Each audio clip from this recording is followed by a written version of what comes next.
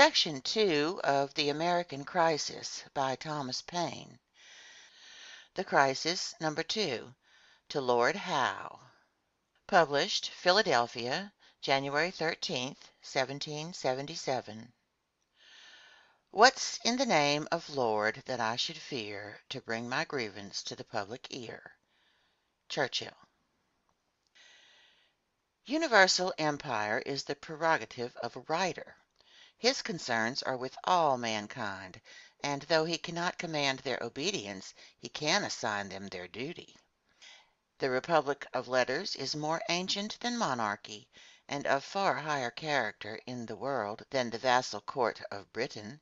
He that rebels against reason is a real rebel, but he that in defense of reason rebels against tyranny has a better title to defender of the faith than George III.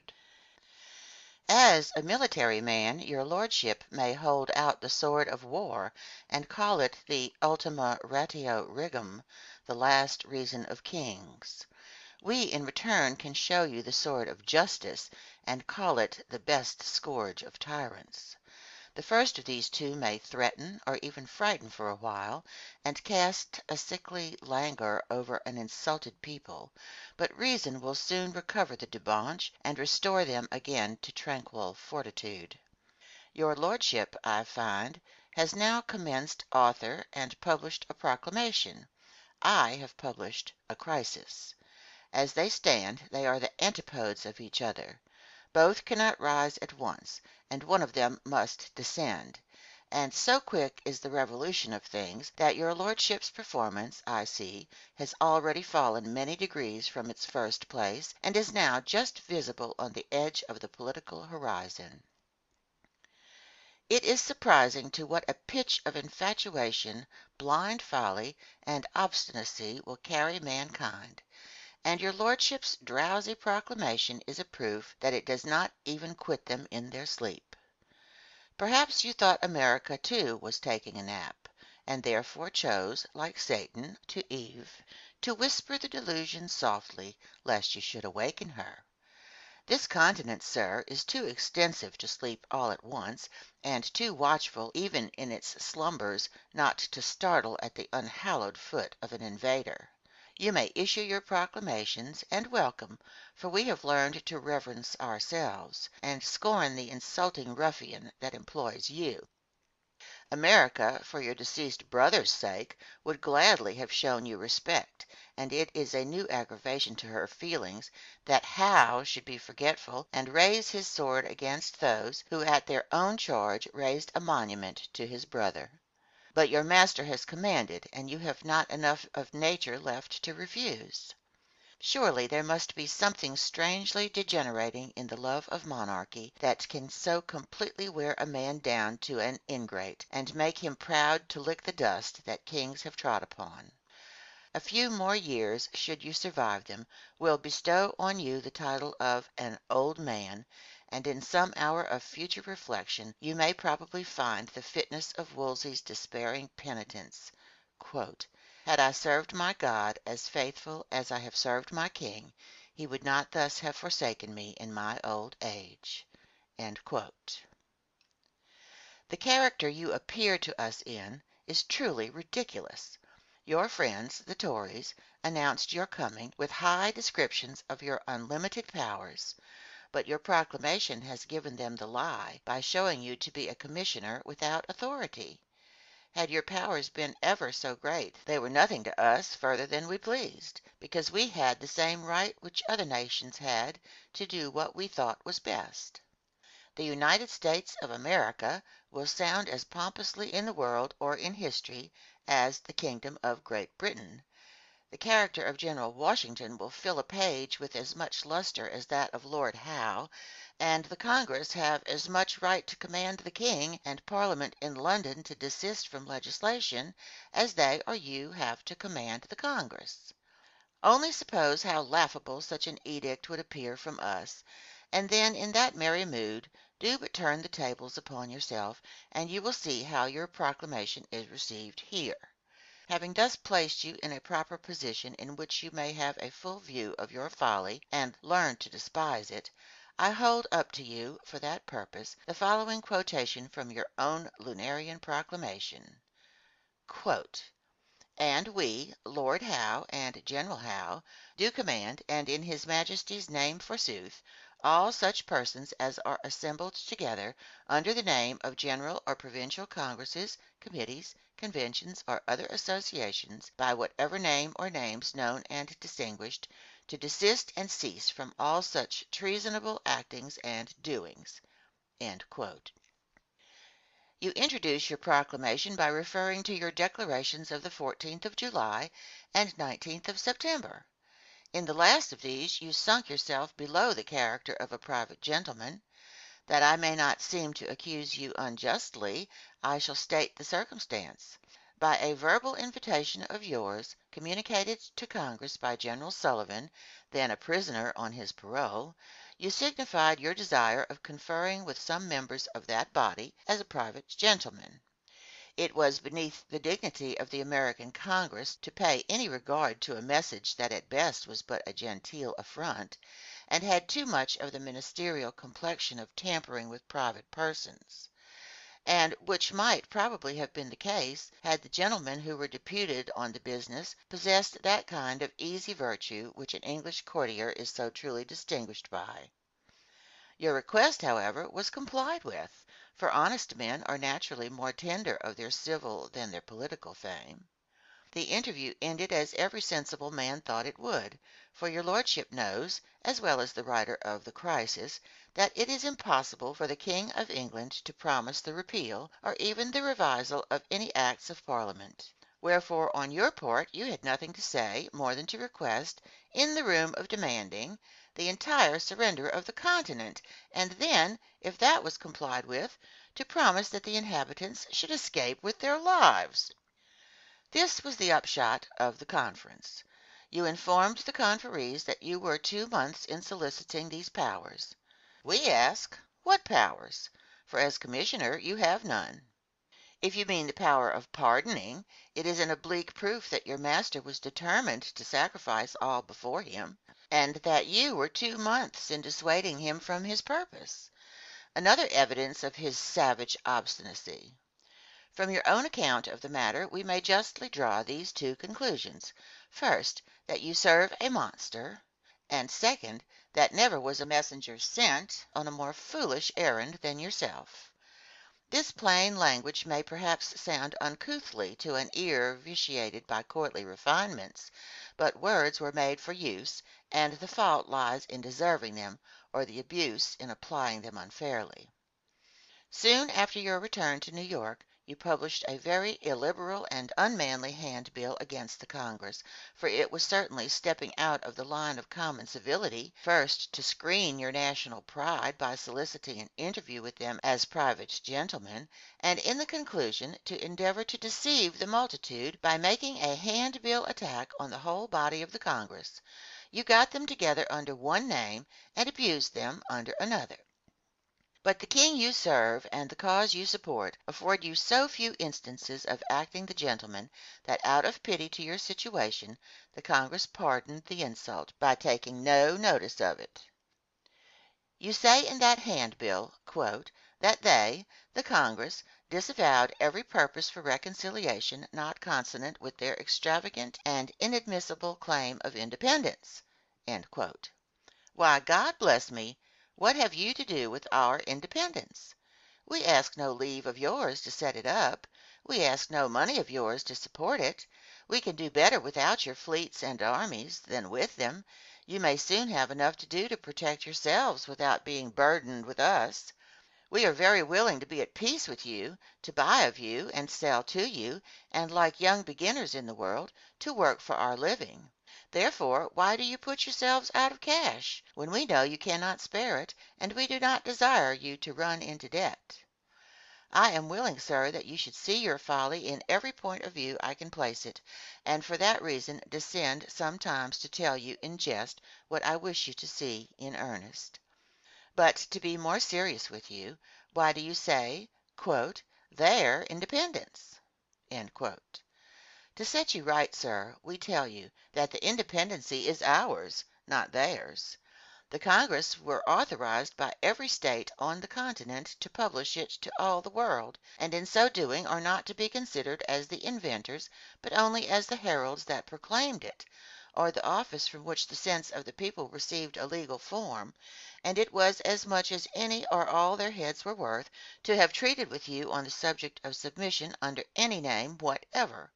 But we know the men in whom we have trusted. Can England say the same of her Parliament? I come now more particularly to your proclamation of the 30th of November last. Had you gained an entire conquest over all the armies of America, and then put forth a proclamation, offering what you call mercy, your conduct would have had some specious show of humanity. But to creep by surprise into a province, and there endeavor to terrify and seduce the inhabitants from their just allegiance to the rest, by promises which you neither meant nor were able to fulfill, is both cruel and unmanly. Cruel in its effects, because unless you can keep all the ground you have marched over, how are you, in the words of your proclamation, to secure your proselytes "the enjoyment of their property"? What is to become either of your new adopted subjects or your old friends, the Tories, in Burlington, Bordentown, Trenton, Mount Holly, and many other places, where you proudly lorded it for a few days, and then fled with the precipitation of a pursued thief? What, I say, is to become of those wretches? What is to become of those who went over to you from this city and state? What more can you say to them than "shift for yourselves"? Or what more can they hope for than to wander like vagabonds over the face of the earth? You may now tell them to take their leave of America and all that once was theirs. Recommend them, for consolation, to your master's court. There perhaps they may make a shift to live on the scraps of some dangling parasite, and choose companions among thousands like themselves. A traitor is the foulest fiend on earth. In a political sense we ought to thank you for thus bequeathing estates to the continent. We shall soon, at this rate, be able to carry on a war without expense, and grow rich by the ill policy of Lord Howe and the generous defection of the Tories. Had you set your foot into this city, you would have bestowed estates upon us which we never thought of, by bringing forth traitors we were unwilling to suspect. But these men, you'll say, "are his Majesty's most faithful subjects." Let that honor, then, be all their fortune, and let his Majesty take them to himself. I am now thoroughly disgusted with them. They live in ungrateful ease, and bend their whole minds to mischief. It seems as if God had given them over to the spirit of infidelity, and that they are open to conviction in no other line but that of punishment. It is time to have done with tarring, feathering, carting, and taking securities for their future good behavior. Every sensible man must feel a conscious shame at seeing a poor fellow hawked for a show about the streets, when it is known he is only the tool of some principal villain, biassed into his offense by the force of false reasoning, or bribed thereto through sad necessity. We dishonor ourselves by attacking such trifling characters, while greater ones are suffered to escape. 'Tis our duty to find them out, and their proper punishment would be to exile them from the continent forever. The circle of them is not so great as some imagine. The influence of a few have tainted many who are not naturally corrupt. A continual circulation of lies among those who are not much in the way of hearing them contradicted will in time pass for truth, and the crime lies not in the believer but the inventor. I am not for declaring war with every man that appears not so warm as myself. Difference of constitution, temper, habit of speaking, and many other things will go a great way to fixing the outward character of a man.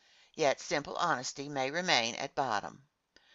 Some men have naturally a military turn, and can brave hardships and the risk of life with a cheerful face. Others have not. No slavery appears to them so great as the fatigue of arms, and no terror so powerful as that of personal danger. What can we say? We cannot alter nature, neither ought we to punish the son because the father begot him in a cowardly mood. However, I believe most men have more courage than they know of, and that a little at first is enough to begin with. I knew the time when I thought that the whistling of a cannon ball would have frightened me almost to death, but I have since tried it, and find I can stand it with as little discomposure, and, I believe, with as much easier conscience than your lordship. The same dread would return to me again were I in your situation, for my solemn belief of your cause is, that it is hellish and damnable, and under that conviction every thinking man's heart must fail him. From a concern that a good cause should be dishonored by the least disunion among us, I said in my former paper, No. 1, that should the enemy now be expelled, I wish with all the sincerity of a Christian that the names of Whig and Tory might never more be mentioned. But there is a knot of men among us of such a venomous cast that they will not admit even one's good wishes to act in their favor. Instead of rejoicing that heaven had, as it were, providentially preserved this city from plunder and destruction, by delivering so great a part of the enemy into our hands with so little effusion of blood, they stubbornly affected to disbelieve it till within an hour, nay, half an hour, of the prisoners arriving, and the Quakers put forth a testimony, dated the 20th of December, signed John Pemberton, declaring their attachment to the British government. These men are continually harping on the great sin of our bearing arms, but the King of Britain may lay waste the world in blood and famine, and they, poor fallen souls, have nothing to say. Insert.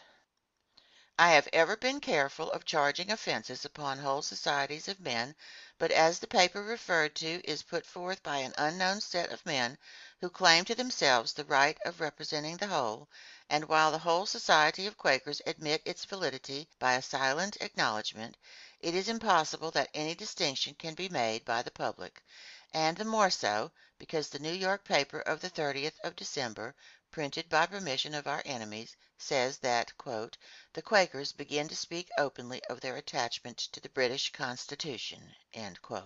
We are certain that we have many friends among them, and wish to know them. End insert. In some future paper I intend to distinguish between the different kind of persons who have been denominated Tories. For this I am clear in, that all are not so who have been called so, nor all men Whigs who were once thought so, and as I mean not to conceal the name of any true friend when there shall be occasion to mention him, neither will I that of an enemy, who ought to be known, let his rank, station, or religion be what it may. Much pains have been taken by some to set your lordship's private character in an amiable light, but as it has chiefly been done by men who know nothing about you, and who are no ways remarkable for their attachment to us, we have no just authority for believing it. George III. has imposed upon us by the same arts, but time at length has done him justice, and the same fate may probably attend your lordship. Your avowed purpose here is to kill, conquer, plunder, pardon, and enslave, and the ravages of your army through the Jerseys have been marked with as much barbarism as if you had openly professed yourself the prince of ruffians. Not even the appearance of humanity has been preserved either on the march or the retreat of your troops. No general order that I could ever learn has ever been issued to prevent or even forbid your troops from robbery, wherever they came, and the only instance of justice, if it can be called such, which has distinguished you from impartiality, is, that you treated and plundered all alike. What could not be carried away has been destroyed, and mahogany furniture has been deliberately laid on fire for fuel, rather than the men should be fatigued with cutting wood. There was a time when the Whigs confided much in your supposed candor, and the Tories rested themselves in your favor. The experiments have now been made, and failed. In every town, nay, every cottage in the Jerseys, where your arms have been, is a testimony against you. How you may rest under this sacrifice of character I know not, but this I know, that you sleep and rise with the daily curses of thousands upon you. Perhaps the misery which the Tories have suffered by your proffered mercy may give them some claim to their country's pity, and be in the end the best favor you could show them. Insert. As some people may doubt the truth of such wanton destruction, I think it necessary to inform them that one of the people called Quakers, who lives at Trenton, gave me this information at the house of Mr. Michael Hutchinson, one of the same profession, who lives near Trenton Ferry on the Pennsylvania side, Mr. Hutchinson being present. End insert. In a folio general order book belonging to Colonel Rowell's battalion, taken at Trenton, and now in the possession of the Council of Safety for this State, the following barbarous order is frequently repeated. His Excellency the Commander-in-Chief orders that all inhabitants who shall be found with arms, not having an officer with them, shall be immediately taken and hung up. How many you may thus have privately sacrificed, we know not, and the account can only be settled in another world. Your treatment of prisoners, in order to distress them to enlist in your infernal service, is not to be equaled by any instance in Europe. Yet this is the humane Lord Howe and his brother, whom the Tories and their three-quartered kindred, the Quakers, or some of them at least, have been holding up for patterns of justice and mercy? A bad cause will ever be supported by bad means and bad men, and whoever will be at the pains of examining strictly into things will find that one and the same spirit of oppression and impiety, more or less, governs through your whole party in both countries. Not many days ago I accidentally fell in company with a person of this city noted for espousing your cause, and on my remarking to him "that it appeared clear to me, by the late providential turn of affairs, that God Almighty was visibly on our side," he replied, "We care nothing for that you may have him, and welcome. If we have but enough of the devil on our side, we shall do." However carelessly this might be spoken, matters not. 'Tis still the insensible principle that directs all your conduct, and will at last most assuredly deceive and ruin you. If ever a nation was made and foolish, blind to its own interest and bent on its own destruction, it is Britain. There are such things as national sins, and though the punishment of individuals may be reserved to another world, national punishment can only be inflicted in this world. Britain as a nation is, in my inmost belief, the greatest and most ungrateful offender against God on the face of the whole earth. Blessed with all the commerce she could wish for, and furnished by a vast extension of dominion with the means of civilizing both the eastern and western world, she has made no other use of both than proudly to idolize her own thunder, and rip up the bowels of whole countries for what she could get. Like Alexander, she has made war her sport, and inflicted misery for prodigality's sake. The blood of India is not yet repaid, nor the wretchedness of Africa yet requited. Of late she has enlarged her list of national cruelties by her butcherly destruction of the Caribs of St. Vincent's, and returning an answer by the sword to the meek prayer for "peace, liberty, and safety." These are serious things, and whatever a foolish tyrant, a debauched court, a trafficking legislature, or a blinded people may think, the national account with heaven must some day or other be settled. All countries have sooner or later been called to their reckoning. The proudest empires have sunk when the balance was struck. And Britain, like an individual penitent, must undergo her day of sorrow, and the sooner it happens to her the better. As I wish it over, I wish it to come, but withal wish that it may be as light as possible. Perhaps your lordship has no taste for serious things. By your connections in England I should suppose not. Therefore I shall drop this part of the subject, and take it up in a line in which you will better understand me. By what means, may I ask, do you expect to conquer America? If you could not effect it in the summer, when our army was less than yours, nor in the winter, when we had none, how are you to do it? In point of generalship you have been outwitted, and in point of fortitude outdone. Your advantages turn out to be your loss, and show us that it is in our power to ruin you by gifts. Like a game of draughts, we can move out of one square to let you come in order that we may afterwards take two or three for one, and as we can always keep a double corner for ourselves, we can always prevent a total defeat. You cannot be so insensible as not to see that we have 2 to 1 the advantage of you, because we conquer by a drawn game, and you lose by it. Burgoyne might have taught your lordship this knowledge, had he been long a student in the doctrine of chances. I have no other idea of conquering countries than by subduing the armies which defend them. Have you done this? Or can you do it? If you have not, it would be civil in you to let your proclamations alone for the present, otherwise you will ruin more Tories by your grace and favor than you will Whigs by your arms. Were you to obtain possession of this city, you would not know what to do with it more than to plunder it. To hold it in the manner you hold New York would be an additional dead weight upon your hands, and if a general conquest is your object, you had better be without the city than with it. When you have defeated all our armies, the cities will fall into your hands of themselves, but to creep into them in the manner you got into Princeton, Trenton, etc., is like robbing an orchard in the night before the fruit be ripe, and running away in the morning. Your experiment in the Jerseys is sufficient to teach you that you have something more to do than barely to get into other people's houses, and your new converts, to whom you promised all manner of protection, and seduced into new guilt by pardoning them from their former virtues, must begin to have a very contemptible opinion both of your power and your policy. Your authority in the Jerseys is now reduced to the small circle which your army occupies, and your proclamation is nowhere else seen unless it be to be laughed at. The mighty subduers of the continent have retreated into a nutshell, and the proud forgivers of our sins are fled from those they came to pardon, and all this at a time when they were dispatching vessel after vessel to England with the great news of every day. In short, you have managed your Jersey expedition so very dexterously that the dead only are conquerors, because none will dispute the ground with them. In all the wars which you have formerly been concerned in, you had only armies to contend with. In this case, you have both an army and a country to combat with.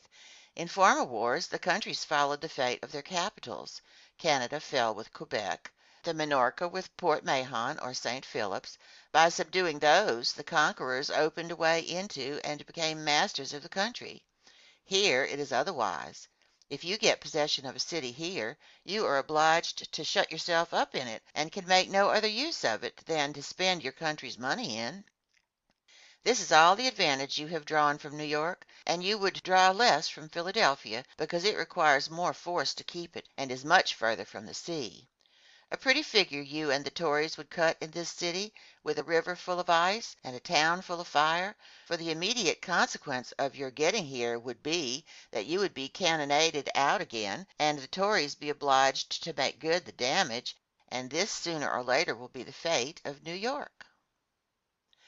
I wish to see the city saved, not so much from military as from natural motives. 'Tis the hiding place of women and children, and Lord Howe's proper business is with our armies. When I put all the circumstances together which ought to be taken, I laugh at your notion of conquering America.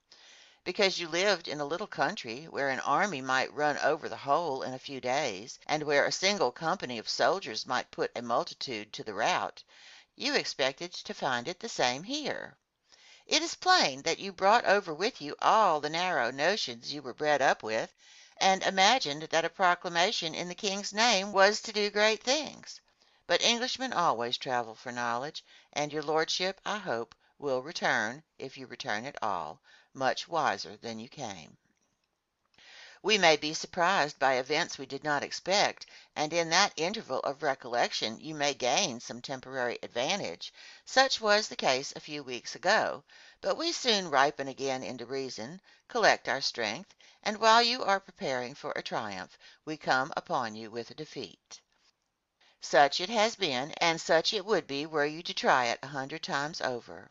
Were you to garrison the places you might march over, in order to secure their subjection, for remember you can do it by no other means, your army would be like a stream of water running to nothing. By the time you extended from New York to Virginia, you would be reduced to a string of drops not capable of hanging together, while we, by retreating from state to state, like a river turning back upon itself, would acquire strength in the same proportion as you lost it, and in the end be capable of overwhelming you. The country, in the meantime, would suffer, but it is a day of suffering, and we ought to expect it. What we contend for is worthy the affliction we may go through.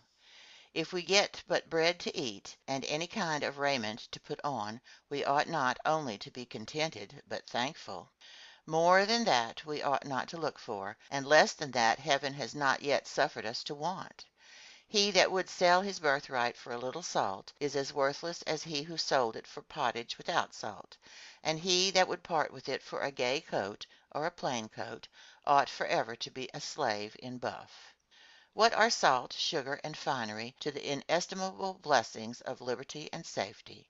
Or what are the inconveniences of a few months to the tributary bondage of ages? The meanest peasant in America, blessed with these sentiments, is a happy man compared with a New York Tory. He can eat his morsel without repining, and when he has done, can sweeten it with a repast of wholesome air. He can take his child by the hand and bless it, without feeling the conscious shame of neglecting a parent's duty. In publishing these remarks I have several objects in view. On your part they are to expose the folly of your pretended authority as a commissioner, the wickedness of your cause in general, and the impossibility of your conquering us at any rate. On the part of the public, my intention is to show them their true and sole interest, to encourage them to their own good, to remove the fears and falsities which bad men have spread, and weak men have encouraged, and to excite in all men a love for union and a cheerfulness for duty. I shall submit one more case to you respecting your conquest of this country, and then proceed to new observations. Suppose our armies in every part of this continent were immediately to disperse, every man to his home, or where else he might be safe, and engage to reassemble again on a certain future day. It is clear that you would then have no army to contend with, yet you would be as much at a loss in that case as you are now. You would be afraid to send your troops in parties all over the continent, either to disarm or prevent us from assembling, lest they should not return; and while you kept them together, having no arms of ours to dispute with, you could not call it a conquest. You might furnish out a pompous page in the London Gazette or a New York paper, but when we returned at the appointed time, you would have the same work to do that you had at first. It has been the folly of Britain to suppose herself more powerful than she really is, and by that means has arrogated to herself a rank in the world she is not entitled to. For more than this century past she has not been able to carry on a war without foreign assistance. In Marlborough's campaigns, and from that day to this, the number of German troops and officers assisting her have been about equal with her own. 10,000 Hessians were sent to England last war to protect her from a French invasion, and she would have cut but a poor figure in her Canadian and West Indian expeditions had not America been lavish both of her money and men to help her along. The only instance in which she was engaged singly, that I can recollect, was against the rebellion in Scotland in the years 1745 and 1746, and in that, out of 3 battles, she was twice beaten, till by thus reducing their numbers, as we shall yours, and taking a supply ship that was coming to Scotland with clothes, arms, and money, as we have often done, she was at last enabled to defeat them. England was never famous by land. Her officers have generally been suspected of cowardice, have more of the air of a dancing master than a soldier, and by the samples which we have taken prisoners, we give the preference to ourselves. Her strength of late has lain in her extravagance, but as her finances and credit are now low, her sinews in that line begin to fail fast. As a nation she is the poorest in Europe, for were the whole kingdom and all that is in it to be put up for sale like the estate of a bankrupt, it would not fetch as much as she owes. Yet this thoughtless wretch must go to war, and with the avowed design, too, of making us beasts of burden, to support her in riot and debauchery, and to assist her afterwards in distressing those nations who are now our best friends. This ingratitude may suit a Tory, or the unchristian peevishness of a fallen Quaker, but none else. 'Tis the unhappy temper of the English to be pleased with any war, right or wrong, be it but successful, but they soon grow discontented with ill fortune, and it is an even chance that they are as clamorous for peace next summer as the king and his ministers were for war last winter. In this natural view of things, your lordship stands in a very critical situation. Your whole character is now staked upon your laurels.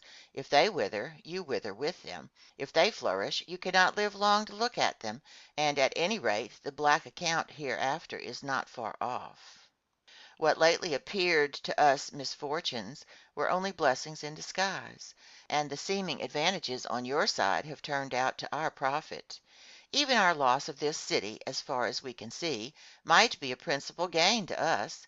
The more surface you spread over, the thinner you will be, and the easier wiped away. And our consolation under that apparent disaster would be, that the estates of the Tories would become securities for the repairs.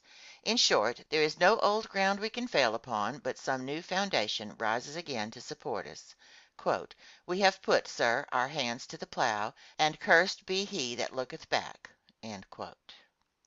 Your king, in his speech to Parliament last spring, declared "that he had no doubt but the great force they had enabled him to send to America would effectually reduce the rebellious colonies." It has not, neither can it, but it has done just enough to lay the foundation of its own next year's ruin. You are sensible that you left England in a divided, distracted state of politics, and by the command you have here, you became a principal prop in the court party. Their fortunes rest on yours. By a single express you can fix their value with the public, and the degree to which their spirits shall rise or fall. They are in your hands as stock, and you have the secret of the alley with you. Thus situated and connected, you become the unintentional mechanical instrument of your own and their overthrow. The king and his ministers put conquest out of doubt, and the credit of both depended on proof. To support them in the interim, it was necessary that you should make the most of everything, and we can tell by Hugh Gaines's New York paper what the complexion of the London Gazette is. With such a list of victories, the nation cannot expect you will ask new supplies, and to confess your want of them would give the lie to your triumphs, and impeach the king and his ministers of treasonable deception. If you make the necessary demand at home, your party sinks. If you make it not, you sink yourself. To ask it now is too late, and to ask it before was too soon, and unless it arrive quickly will be of no use. In short, the part you have to act cannot be acted, and I am fully persuaded that all you have to trust to is, to do the best you can with what force you have got, or little more.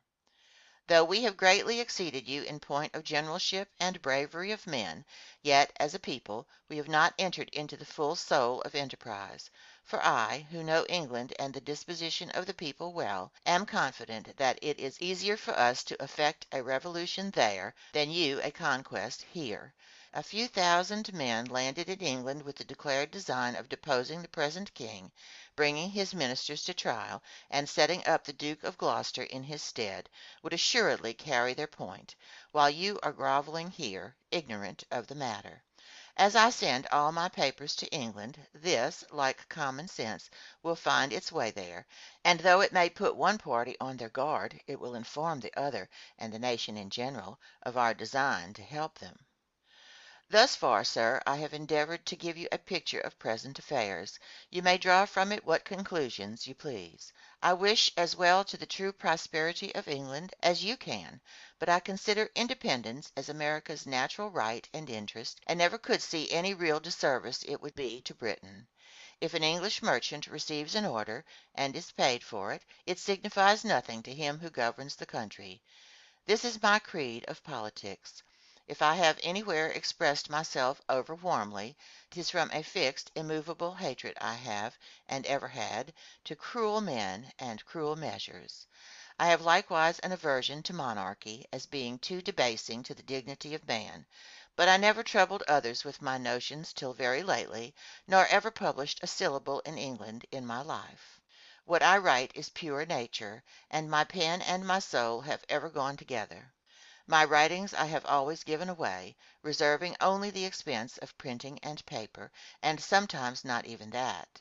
I never courted either fame or interest, and my manner of life, to those who know it, will justify what I say. My study is to be useful, and if your lordship loves mankind as well as I do, you would, seeing you cannot conquer us, cast about and lend your hand towards accomplishing a peace. Our independence, with God's blessing, we will maintain against all the world, but as we wish to avoid evil ourselves, we wish not to inflict it on others. I am never over inquisitive into the secrets of the cabinet, but I have some notion that, if you neglect the present opportunity, it will not be in our power to make a separate peace with you afterwards. For whatever treaties or alliances we form, we shall most faithfully abide by, wherefore you may be deceived if you think you can make it with us at any time. A lasting, independent peace is my wish, end, and aim. And to accomplish that, I pray God the Americans may never be defeated, and I trust, while they have good officers and are well commanded and willing to be commanded, that they never will be. Signed, Common Sense. End of The Crisis, Number 2, by Thomas Paine.